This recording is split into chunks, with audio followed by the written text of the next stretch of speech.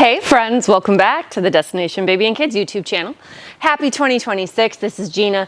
If you haven't yet, go ahead and like this video. You can share it with someone if it makes sense. Feel free to hit the subscribe button if you want. But what are we talking about today? We are going to be going over some installation information for the fabulous car seat you see right there. That is the NUNA RAVA Next. So this is not a video for the original RAVA. This is for the newest version, the RAVA Next. And so this is my inner law school dropout wanting to make sure that you understand that this video is not meant to supplement or be the end-all be-all of instructions. This is just tips and tricks. Nothing will substitute from reading your vehicle manual and the car seat's instruction manual as well. So again, that is your responsibility to do. But again, if you have questions or are concerned or want to see a visual aid to go along with that, this is the perfect video for you to watch. We will be covering forward-facing and rear-facing installation for a seatbelt or lower anchors. So get ready, stay tuned, be excited. We're going to learn a whole bunch today, and I'm so glad to have you back here in the new year. Let's launch right in.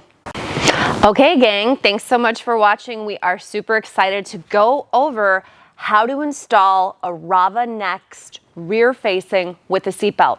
Now again, this does not substitute for reading your manual, reading your vehicle manual, and you being fully responsible for your child's safety in this car seat.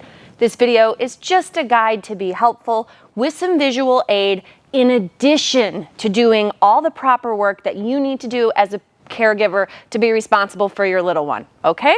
Perfect. Now, let's talk about why we would maybe use a seatbelt versus a lower anchor in a rear-facing installation. This seat has a limit on how long you can use lower anchors. So the limitation on this guy for lower anchor is going to be 35 pounds. So let's assume, because the seat can hold from 5 to 50 pounds in rear-facing mode, there's a whole school of thought that's called extended rear-facing. I'm in that school. That means that we keep a kiddo backward-facing as long as they can tolerate it. They're under the weight and height recommendation of the seat, and we're within the confines of our statutes of our state. So like California, a child has to be rear-facing at least through the age of 2. But because this seat will hold a kiddo backward up to 49 standing inches and through 50 pounds, we would have an option to do what's referred to as extended rear facing, which means just keeping them backward in that car seat longer. And remember, a backward facing car seat is always 80% safer than a forward facing car seat. Doesn't matter if you have the safest forward facing car seat and the crummiest rear facing car seat, it's that body orientation that matters so strongly in an accident. So anytime we can advocate for keeping a kiddo backward longer, we are going to support you in doing that, okay? So let's say you have a 40-pound child and they're under that 49 standing inches, and you want to install this in a rear-facing mode. And let's say you want to put it in the middle, okay? That's another reason why a lot of people would use seatbelt over lower anchors. Middle positions in vehicles generally don't even have the lower anchor hookups. So like, what would you do? You would use a seatbelt in that situation. So very excited to go over with you how to put this in backward facing with that seatbelt, okay? So what would be the first thing that we would do? Well, let's go ahead and take all of the infant padding out of the seat. The easiest way to do that is generally by pressing the button above the word NUNA on the headrest. Raising that headrest up. We're gonna go ahead and unbuckle the chest clip. I'm gonna loosen my harness too. So to loosen it, I'm pressing, there's a button on the inside, and then pulling these shoulder straps. I'm also gonna unbuckle the crotch buckle.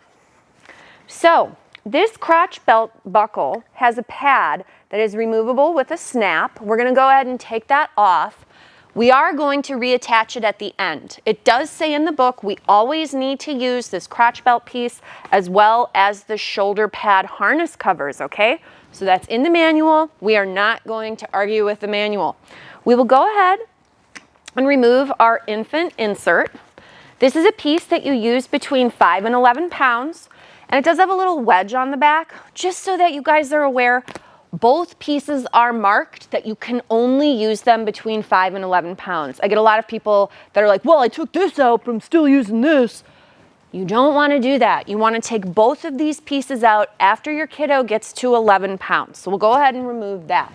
Now, we also have side, let's actually pull this harness over to the side. It might make it a little easier for people to see.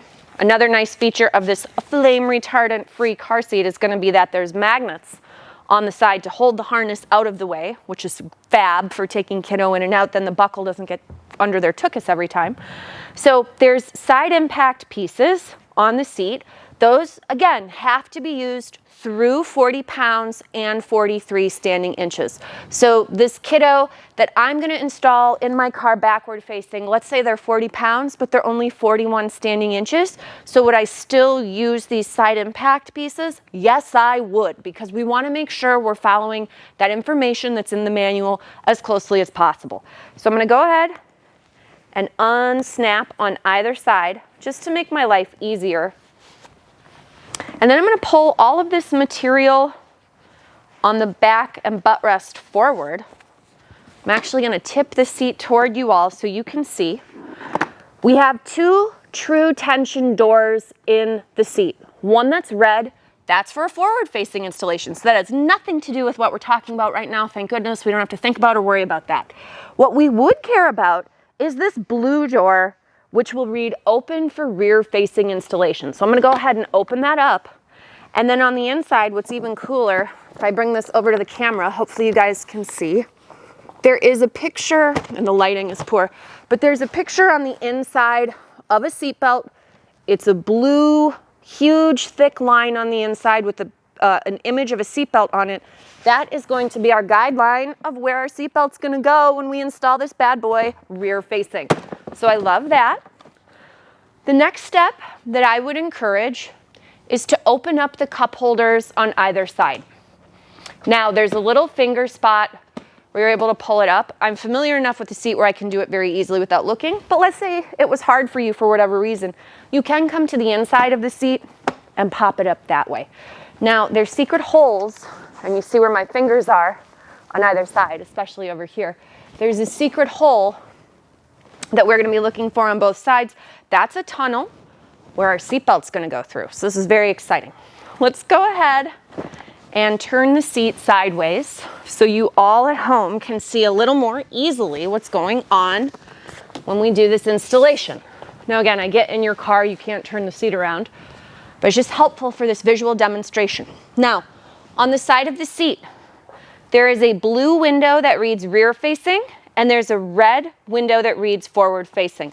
We are concerned with getting the car seat reclined in the blue facing window. So if I pull this seat forward and hit the press recline, I'm going to be able to go ahead and get this seat reclined. Level 1 is our most upright. There's 1, 2, 3, 4 recline positions. These have to be decided prior to installation, meaning that once the seat is installed, you're not going to be able to change the recline without taking the kiddo out, uninstalling the seat, adjusting the recline, and then reinstalling the seat. This is really critical because this is something that customers seem to be very confused about. It is absolutely in their manual on page 38 that there is no recline adjustment after installation, meaning you would need to uninstall the seat and then reinstall the seat if you wanted to change that recline. Because I'm working with a kid here that's 40 pounds, I am not going to recline this to level 4. Older kids generally like to sit a little more upright in my experience, so I'm going to go ahead and have this guy be at position 1, which is its most upright. And then another secret hidden piece on the seat is underneath the bottom, there's a leg extension. That is awesome to use. It's going to create more space in the vehicle. They do want you to use this every time when you're doing your installation to engage that foot plate. So we've gone ahead and we've pulled it out, so we're ready to go. And now we're going to turn our seat around to be backward facing. So now that it's rear facing, I'm going to snuggle it up to my vehicle backrest. I'm going to pull all of these pieces forward. And then, as I mentioned before, where my fingers are, this is where the seatbelt is going to go. So I'm going to take my lap and shoulder belt, and again, there's a hole portion in the instruction manual of what kind of seatbelts you would need to use. They have to be a seatbelt with an automatic lock-off, or excuse me, a switchable lock-off is the correct terminology for it. If your seatbelt doesn't meet the criteria or it doesn't lock off, you should contact NUNA. Frequently, they can provide you with a locking clip if you've got like some really kind of old school or special car. But in general, most people's cars are going to be fine for this, but just something to be aware of, and that is in the manual. So I'm going to go ahead and pull my belt slowly and gently through. Now, do I come up toward myself? No. Remember, there was that secret tunnel on either side where the cup holders are. So I'm going to go ahead and pull my seatbelt buckle through, buckle my seatbelt, and then I am going to pull out most of the slack. I'm not going to go crazy on tightening this so tight that it's like within an inch of its life. The reason why, and this is really, really critical because this is different than the Exec Next, the Exec, and the Rava. This is totally different for NUNA. What they want you to do with this seat is to lock off your seatbelt prior to closing the true tension door.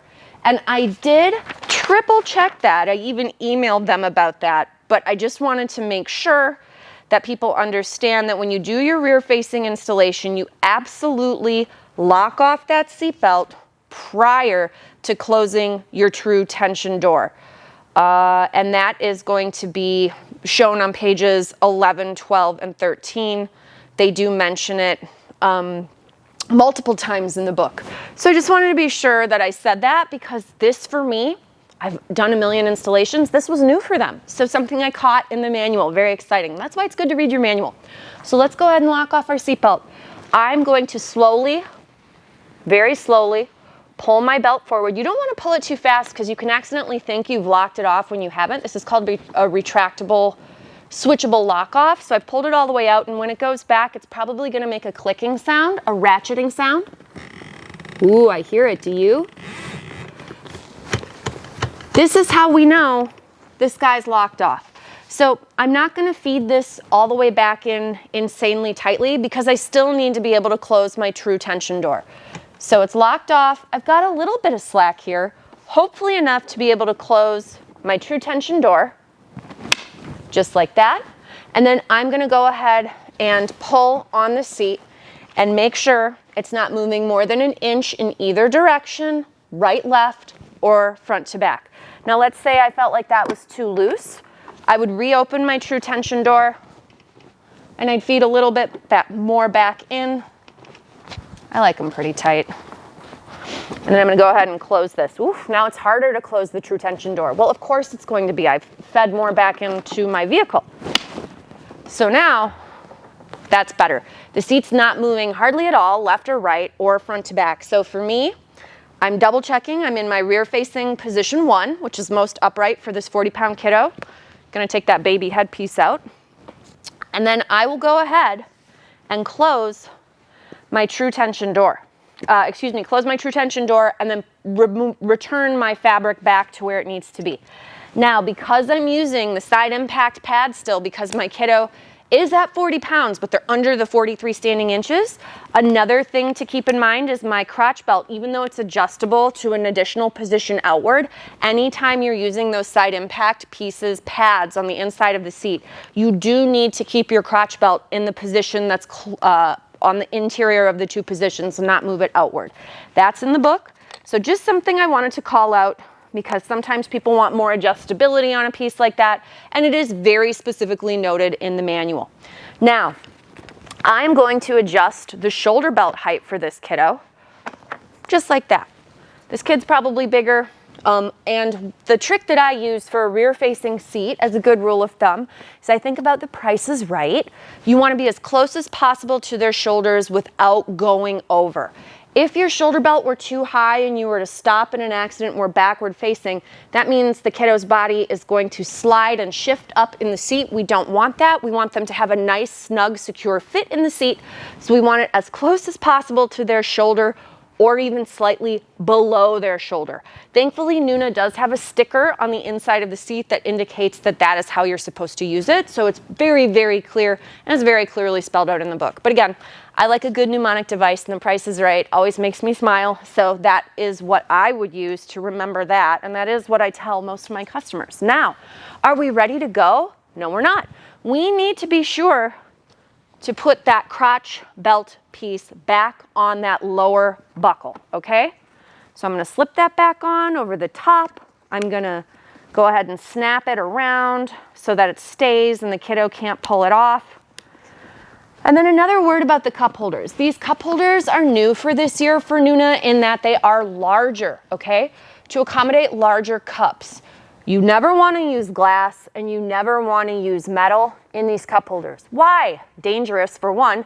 And second of all, NUNA says in the book that you're not supposed to. So again, we're going to really try to be referring back to that manual and following that manual as closely as possible because that's the best thing to do. Now, if we want these down, we can push them down. They're just not going to lock back into position when you've got either your seat belt or your lower anchor belt through those little tunnel pieces that we talked about. Those tunnel windows will prevent these from locking all the way back, but again, they can be made smaller if you are just concerned about your left-right space in the car. Now, the side impact pod, that's this piece here. This is new for NUNA on a RAVA Next, okay? So your regular RAVA has side impact protection, but it doesn't have the side impact pods like you see on either side of this guy. If we were to install this in our middle seat position, we would use neither. We only open up whatever side is closest to the vehicle door. So if we did a seatbelt behind the driver, we'd open the one closer to me. If we did the seatbelt behind the passenger, we would open up this guy because that's closer to the door. But again, if we're doing it in the center position of our car, we would not use either, okay? Very severely called out in the manual. Now, before I put kiddo in, just a general tip that I would tell anybody with any of these car seats is go ahead and rebuckle your crotch belt buckle and your chest buckle. And then the other thing to do is to go ahead and tighten to make sure that your harness is working properly. And then I would also press the release button and grab those shoulder belt pieces and pull them up and out, just to make sure that our harness is working properly before we put kiddo in there, and double check those kind of things so that we don't feel like we're going crazy when we're putting our kiddo in the car seat. So now we've got a correctly installed, locked off, true tension door closed seatbelt installation of the NUNA RAVA Next. Thank you guys for watching. We will show a forward-facing belt and a forward-facing lower anchor, and then of course we've already made the video for the rear-facing with the lower anchor. So check out any of the other methods if and when you're ready to move your seat to those positions.